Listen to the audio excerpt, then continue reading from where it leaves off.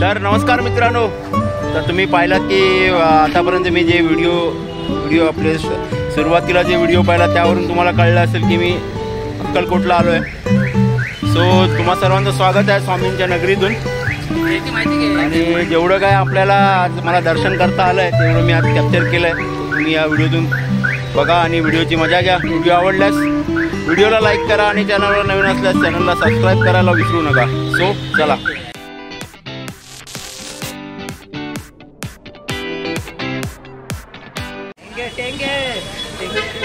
लावा लावा त्याला लावा।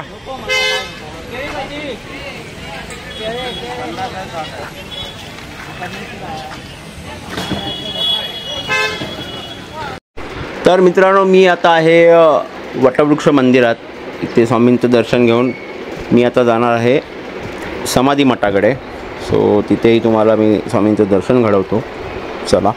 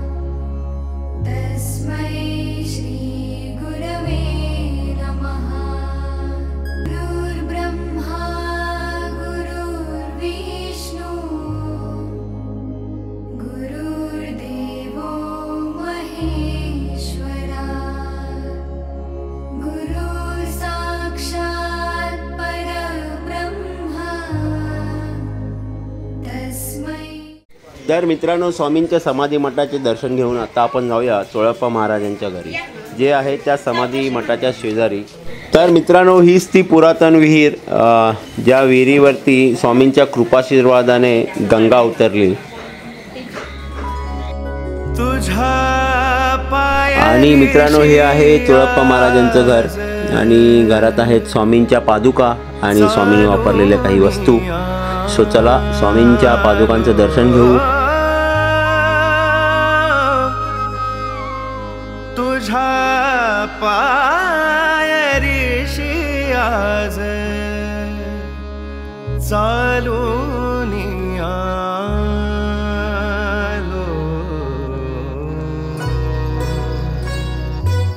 स्वामी रंगीन हाऊनिया स्वामीमय झालो। तर मित्रांनो, हा काय नाव आहे याचं? महेश। माझ्यासारखंच नाव आहे याचं पण। तर हा मला अक्कलकोटमध्ये भेटला आणि याने अक्कलकोटमधील सर्व मठ मंदिरं जिथे जिथे स्वामींचा पदस्पर्श झाला त्या सर्व ठिकाणांवरती हा मला आज घेऊन गेला। तुम्ही कधी आलात अक्कलकोटात आणि तुम्हाला हे सर्व ठिकाणं फिरायचे असतील तर याच्याशी संपर्क करा। तुझं नाव आणि नंबर कृपया जरा इथे सांगू शकतोस? सांग सांग सांग। अरे लाजू नको, सांग सांग। मित्राचे मी डिटेल्स व्हिडिओमध्ये टाकेन, तर तुम्ही कधी आलात तर याच्याशी कॉन्टॅक्ट करा। हा तुम्हाला सर्व ठिकाणं फिरवेल। त्याचबरोबर याच्या बऱ्या ओळखी आहेत, गाणगापूरपासून कुठपर्यंत पंढरपूरपर्यंत ओळखी आहेत, तर तिथेही तुमची व्यवस्था तो करू शकतो। सो चला, आता आपण जाऊया पुढच्या ठिकाणावर। तर मंडळी, प्रवास करत करत आम्ही येऊन पोचलो आहोत इथे आता कर्नाटक राज्यात। इथून अजून अर्धा तास दाखवत आहे गाणगापूर। आता जरा इथे चहा पाणी करतो, मग या दिशेला जायचं आहे।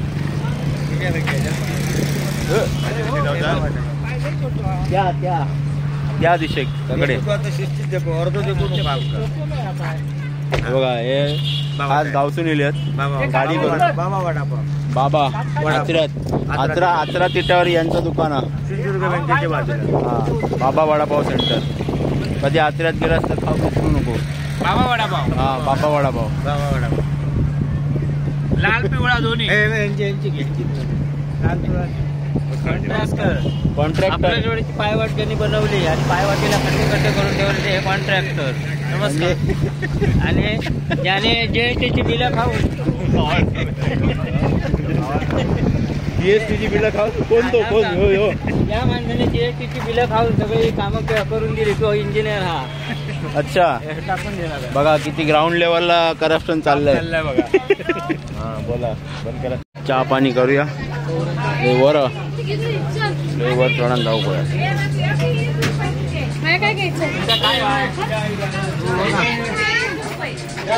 हे काय काय चाय रे 5-5 रुपये 10 रुपये कशी आहे चाय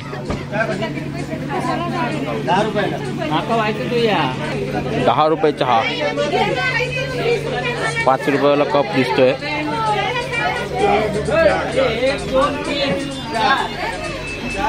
चार इकडे इकडे घेतली मी एक.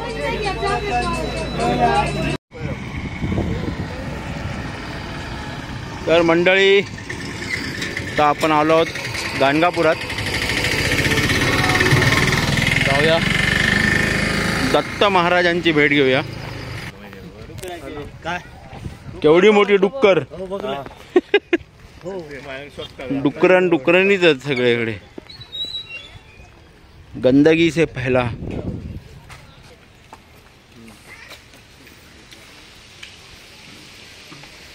आजूबाजूची वस्ती. बाबू गेम खेळण्यात मग्न दिसतालय. तर मंडळी आम्ही आमची गाडी इथेच मंदिरा शेजारीच पार्किंगची व्यवस्था आहे तिथे पार्क करून आम्ही आता चाललो आहोत मंदिराच्या दिशेने. सो मंडळी तुम्ही हा आजूबाजूचा परिसर पाहिलात की देवस्थान तर मोठं आहे पण आजूबाजूचा जो परिसर पाहता जरा अस्वच्छता जास्त दिसून येते. तर अशा ठिकाणी जरा प्रशासनाने लक्ष द्यावं कारण पूर्ण भारतातून दत्तप्रभूंचे भक्त मंडळी इथे येतात दर्शनाला. सो चला आपण पुढे जाऊ.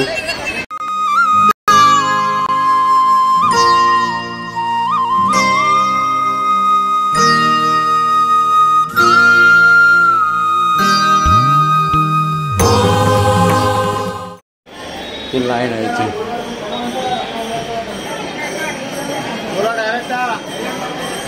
डायरेक्ट दर्शनसाठी एवढी लाईन.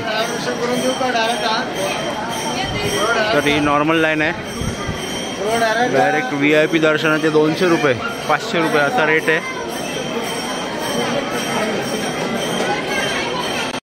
तर मंडळी आतमध्ये खूप लाईन आहे.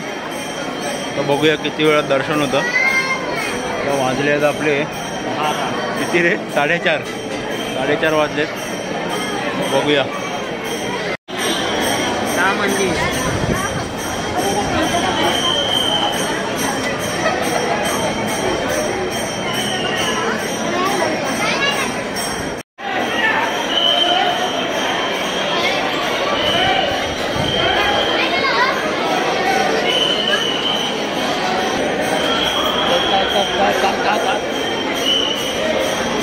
तर मंडळी मंदिराच्या आतमध्ये शूटिंगला अलाव नसल्यामुळे मला काय ते निर्गुण पादुकांचा व्हिडिओ काढता आला नाही.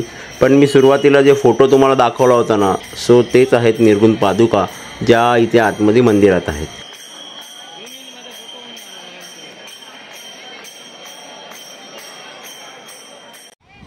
तर मित्रांनो ह्या ज्या पादुका आहेत त्या दत्तप्रभूंच्याच अवतारापैकी एक असणारे श्री नृसिंह सरस्वती यांच्या या पादुका आहेत. सो पादुकांचे दर्शन घेऊन आता आपण जाऊया पुढच्या ठिकाणी. गाणगापुरातील एक प्रसिद्ध असं ठिकाण जिथे नक्कीच भेट द्यावी. सो चला.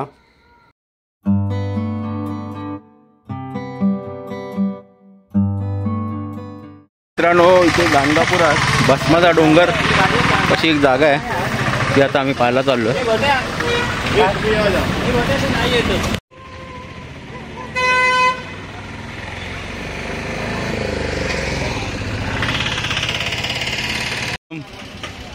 चिखलाने भरलेली आहे.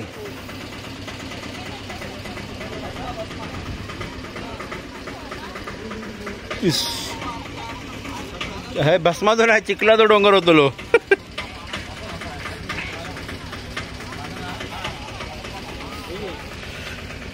सांभाळत सांभाळत चिखलासून वाट काढत काढत आपणाक जाऊ कोया.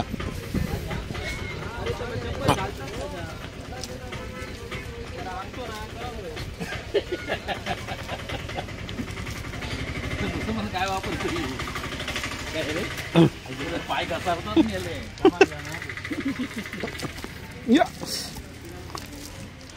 तर गरगरी चिकल काय घरात काय यांची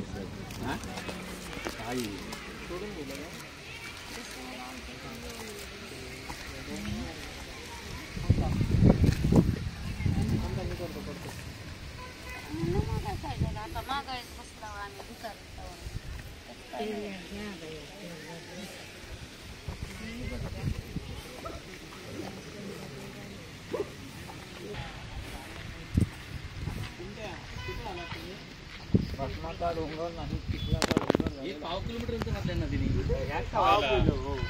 मंदिर म्हणतात काय वाच नाही बघ हे डोंगरावर उभे हो भस्माच्या बापरे माझ्या भस्माच्या डोंगरावर उभे आहात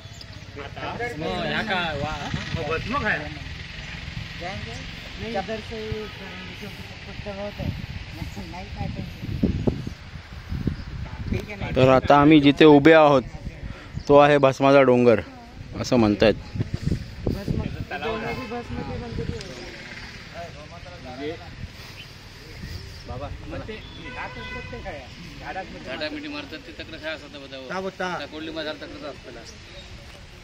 डोंगर भस्म खाया ते दाखवतात ना गाडी वगैरे ती काढायची ती तकडे ते देवळात ही देवळात ते त्याचा विचार तो बोलतो त्याचा काय नाही भस्म कुठे आहे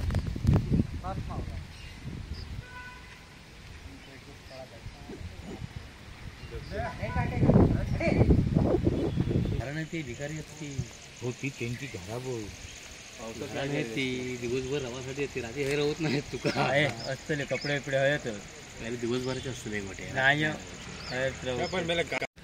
तर मित्रांनो तुम्ही पाहिलात की भस्माचा डोंगर. तर आम्हाला वाटलं होतं असा मोठा कुठला तरी डोंगर वगैरे असेल आणि भस्म म्हटलं की ते पांढऱ्या रंगाचं येतं, पण आता तिकडे गेल्यानंतर कळलं की ते माती होती आणि म्हणजे ती मातीच भस्म म्हणून वापरली जायची. तर आमच्यापैकी एकाने घेतली आहे. सो तिथे एकाला विचारलं तो म्हणाला की अगोदर हे पांढऱ्या रंगाची होती, आता ती काळानुरूप बदलत चालली. प्लस आता पावसाळा पण असल्यामुळे लोकांची येणं जाणं असतं, त्यामुळे त्या भस्मात माती मिक्स झाली. सो म्हणजे जे मला दिसलं ते मी तुम्हाला सांगतो आहे. जर खरं कोणाला काय माहिती असेल तर जरूर त्यांनी आम्हाला सांगावं, जेणेकरून सर्वांना माहिती मिळेल. सो चला आता आपण जाऊ पुढच्या ठिकाणावर. तर मित्रांनो पुढचं ठिकाण म्हणजे मी चाललो परत माझ्या घरी मुंबईला. सो असा होता आमचा हा देवदर्शनाचा दौरा, म्हणजे जिथे आम्ही स्वामींची भेट घेतली आणि तिथून दत्तात्रयांची भेट घेतली. सो आता परत भेटू एका नवीन व्हिडिओ सोबत एका नवीन ठिकाणी.